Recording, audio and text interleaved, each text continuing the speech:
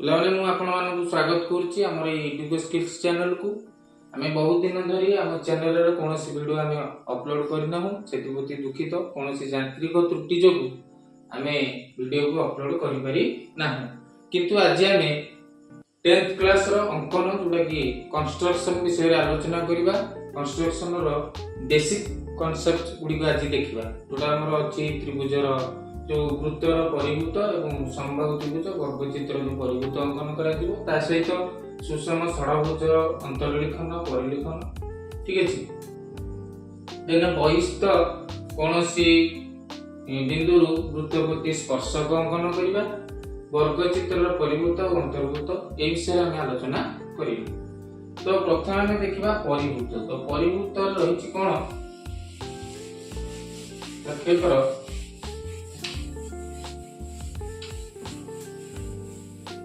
आम अनुशीलनी आलोचना करने पूर्व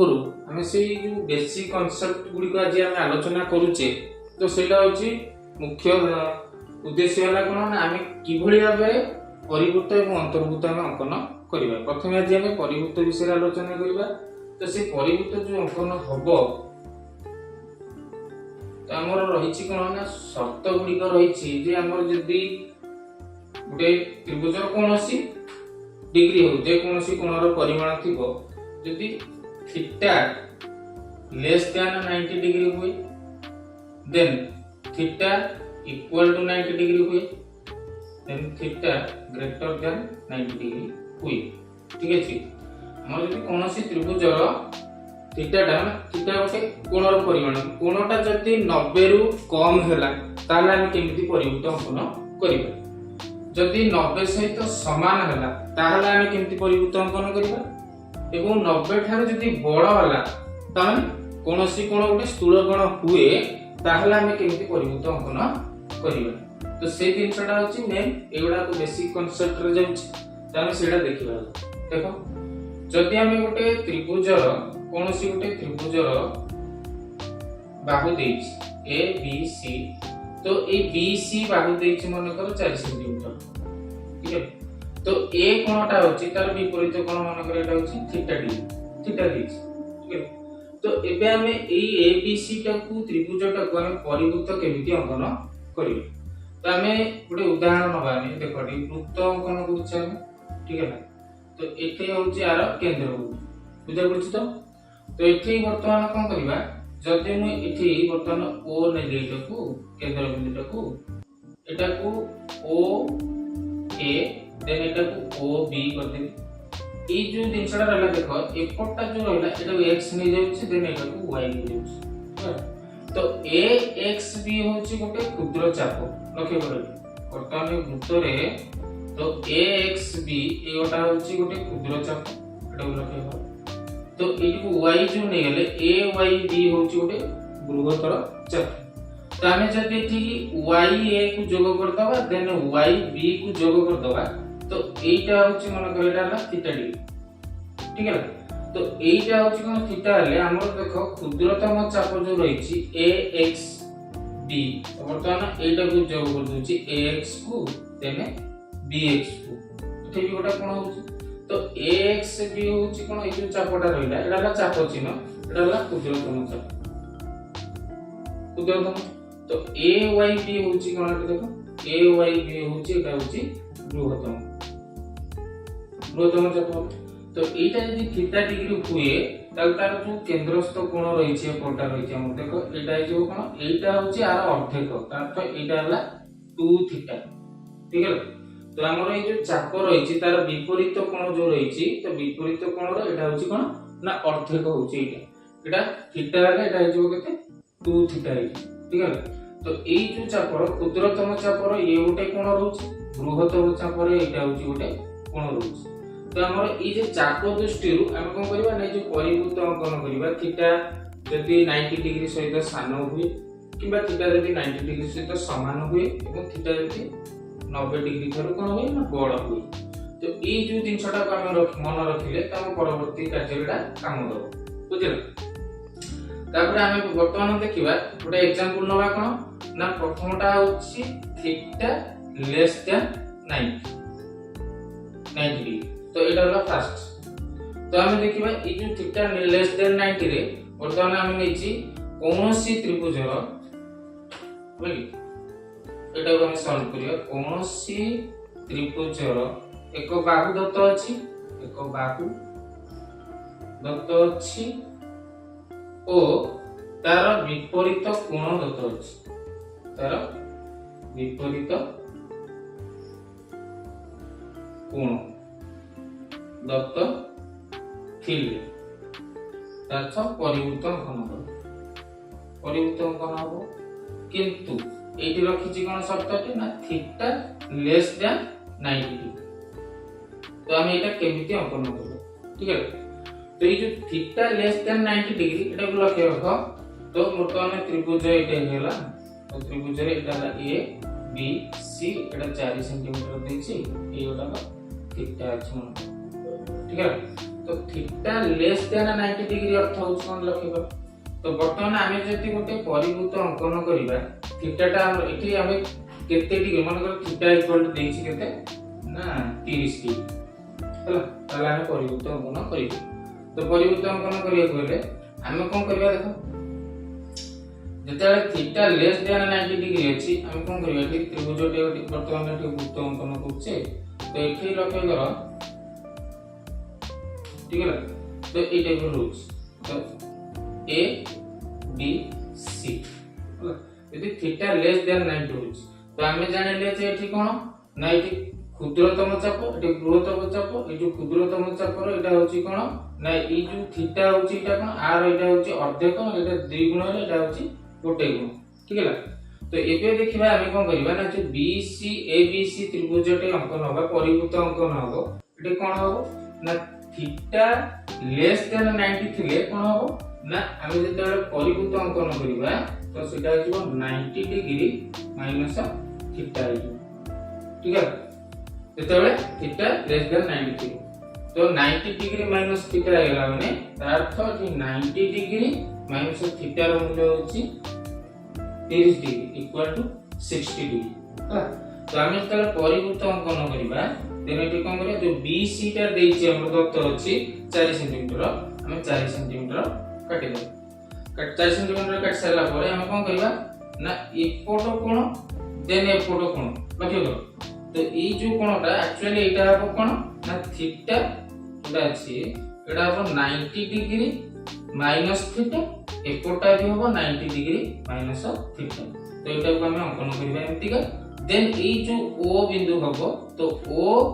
B C धरैटा को तो O B किबा O C को व्यासार्ध नै कि हम कोन करिबा ना वृत्तटे अंकन करिबा ठीक अछि। O B और O C को व्यासार्ध नै तो एबे हम कोन करिबा लक्ष्य करो।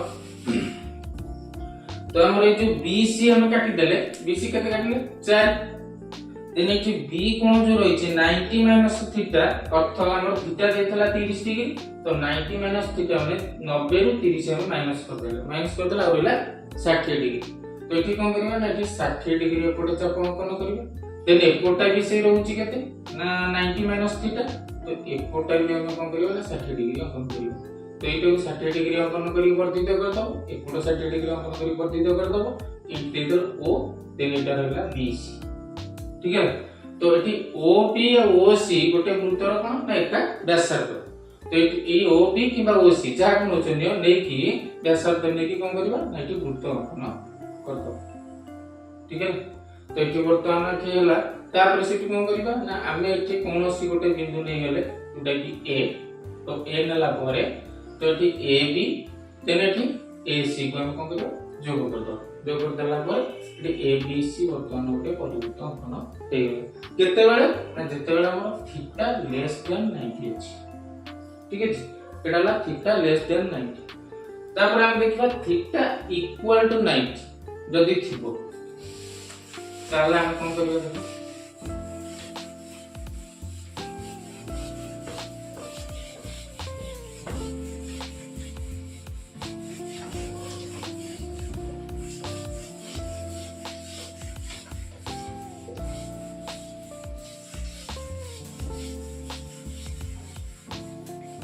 सेकंड होची कोन देखो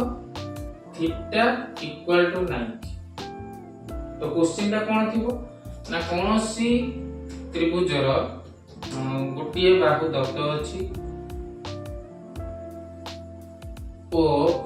एहार विपरीत बाहु रो दैर्घ्य दत्त थिले त्रिभुज परिभूत अंकन कर परिभूत अंकन किंतु एठी कोन थिबो शर्तटे ना थीटा इक्वल टू 90 ठीक है तो थीटा इक्वल टू 90 अर्थ होची कोन जदी हम एठी त्रिभुजर कोनोसी गोटे परिभूत हम अंकन करले ठीक है तो एठी देखो लक्ष्य करो A B C theta equal to 90 degree अर्थ होची कोन ना से त्रिभुजर अर्थ अंतर्लिखित जे कोनोसी कोण गोटे समकोण हिथिबो अर्थ एई गोटे थीटा एटा देखो 90 डिग्री अर्थ कोनोसी कोण गोटे 90 डिग्री हिथिबो 90 डिग्री हिथिबो तो 90 डिग्री जदी हिथिबो तार कोन हबो ना त्रिभुजटी जो परिभूत अंकन हबो तार से त्रिभुजर केंद्रस्थ कोण रहउची मझे रहितो केंद्रस्थ कोण रहितो देखो मन करे एटा कोण होची ओरे तो ई दृष्टि आमे जति लक्ष्य करिबा अर्थ एठी कोन जीवो ना ई त्रिभुजटार अच्छा हमें जो BC टा नबा BC बाहु तो BC बाहु जो देछि 6 सेमी तो हमें सेटा 6 सेमी राखि दबा 6 सेमी राखि सरला परे कोन हबो ना जेहेतु एटा केंद्रस्थ बिंदु देकी जाउची त अर्थ एटा वृत्त रहउची एक्चुअली कोन ना व्यास होउची वृत्त रेटा तो व्यास हले तो हमें जदि सेटा व्यासार्धरे परिणत करिबा त अर्थ सेटा समद्विखंड हमें कर दबा तो ए BC को कोन करिबा ना समद्विखंड कर दबा समद्विखंड कर साला परे एटा O बिंदु दे देले एटा OB एटा OC कोन हेला ना व्यासार्ध हेला तो एबे कोन करिबा देखो OB किबा OC को व्यासार्ध नै कि हमें गोटे कोन करिबा ना वृत्त अंकन कर दबा ठीक अछि तो एटी वृत्त अंकन कर साला परे हमें कोन करिबा तो जेहेतु एटा हम नेचे theta equal to 90 degree then हमें कोन हे जो समद्विखंड हमें करिचे एठी वर्तमान एटा स्पर्श करछि तो एपटा हमें एपटा बिंदु से तो ए एठी ए बिंदु लेले A B then Etah AC भाबरे जोग कर देले तो एटा ABC परिभूत होला केते बेले ना थीटा इक्वल टू 90 डिग्री जेतले थिबो तो तापर हम आसे कोठी ना थीटा ग्रेटर देन 90 यदि थीटा टा 90 डिग्री थार बड़ अछि ता अर्थ एठी कोनोसी कोन गोटे त्रिभुजर स्थूल कोण रहिछि तारा हम परिभूत केमति अंकन करियो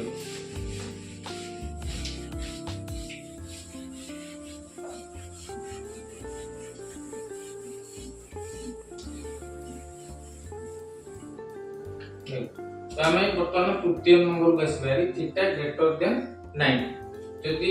गोटे त्रिभुजर गोटे बाहु दत्त अछि ओ गोटे कोण तार विपरीत कोण दत्त अछि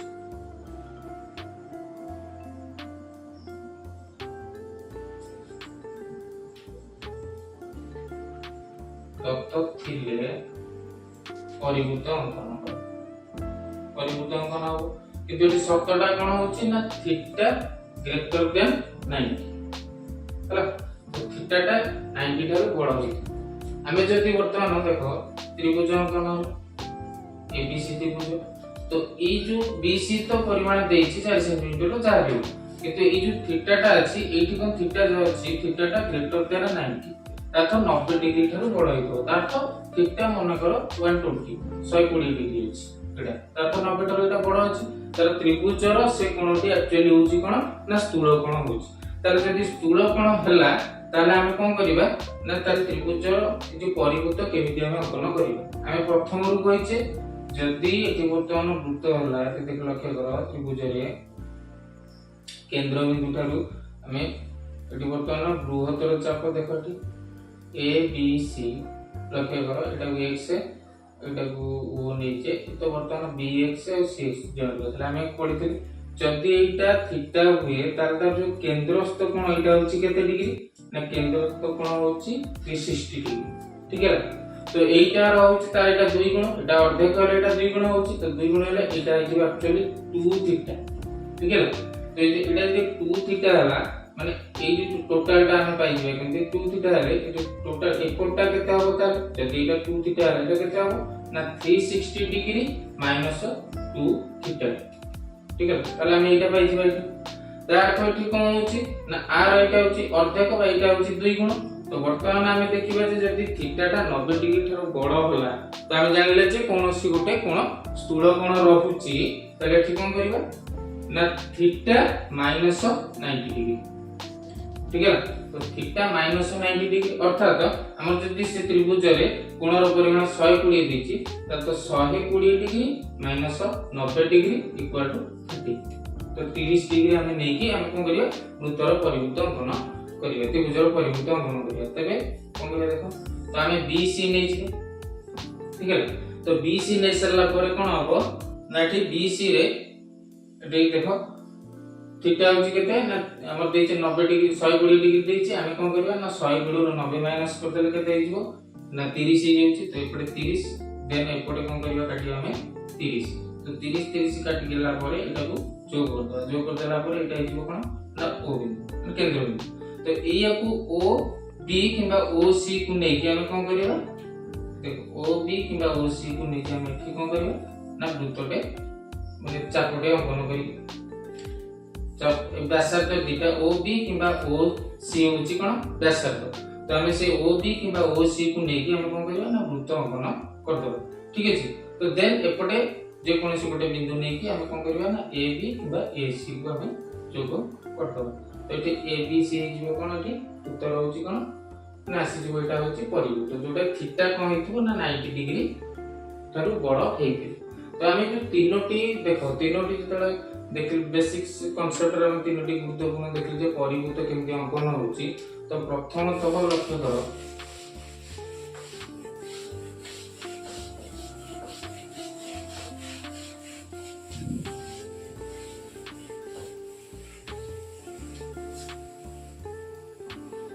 देखो प्रथमे हम जेतला अंकन करले जे थीटा लेस देन 90 हला हमरो तो सेतेबेले कोन थला जे हम वृत्तर एठी देखो वृत्तर लक्ष्य करो एठी वृत्तर एठी कोन थला देखो तो A B C जेतले हम परिवृत्त अंकन करले तो एठी केंद्रस्थ कोन एठी रहउची एटा छाड़ो तो वर्तमान एठी देखो एठी थीटा जेतले रहिला तो एठी BC बाहुर थीटाटा रहउची कोन ना BC बाहुर विपरीत दिगरे रहउची देखो BC बाहुर एठी विपरीत दिगरे थीटा रहउची लगे बोलो जेतले थीटा इक्वल टू 90 डिग्री रहिला सेडा देखो सेतेबेले कोन रहिला ना से जो हमें जो वृत्त परिवृत्त अंकन करले एठी वर्तमान एठी देखो तो एठी कोन होची ना एठी BC टा त्रिभुजर केंद्र देकी जाउची ता अर्थ एटा व्यास देकी जाउची BC टा तो एठी BC टा एठी कोन होची ना तार विपरीत दिगरे माने थीटा रो विपरीत दिगरे रहउची किंतु थीटा इक्वल टू 90 डिग्री हला आलु तो सो BC टा कोन होची ना केंद्रस्थ कोण बा सेटा वृत्तर व्यास देकी जाउची किंतु जेला थीटा ग्रेटर देन 90 डिग्री होला देखो तो सेतेबेले कोन होची तो वृत्तर जो परिवृत्त अंकन करे से कोन करची ना एठी वर्तमान केंद्र बिंदु एठी रहउची तो एठी A B C जो त्रिभुजटे रहिला एठी तो केंद्र बिंदुर गोटिए पार्श्व रे तार तो BC रो गोटिए पार्श्व रे से तार जो थीटा कोणटी मध्ये गोटिए पार्श्व रे रहउची बाकी बोल तो एई भली भाव रे हमर theta less than theta equal to एवं थीटा ग्रेटर देन 90 भाव रे हमर त्रिभुजर परिवृत्त अंकन रहिछि तो एटा थिला हमर बेसिक्स कांसेप्ट एवं परवर्ती क्लास रे हम कोन करियो ना तार अनुशीलनी ऊपर आलोचना करियो धन्यवाद।